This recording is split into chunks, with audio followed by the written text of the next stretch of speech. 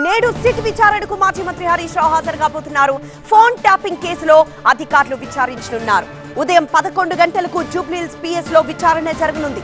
Tapping కేసులో హరీష్ రావు పాత్రపై ఒక ప్రైవేట్ ఛానల్ ఎండీ స్టేట్మెంట్ మేరకు విచారణ జరగనుంది. ఉదయం 9 గంటలకు తెలంగాణ భవన్ కి హరీష్ రావు చేరుకోబోతున్నారు. తెలంగాణ భవన్ నుంచి విచారణకు బయలుదేరనున్నారు హరీష్ రావు. నేడు హరీష్ రావు సిట్ విచారణకు హాజరు కానున్నారు. ఫోన్ ట్యాపింగ్ కేసులో అధికారులు ఆయన విచారించనున్నారు.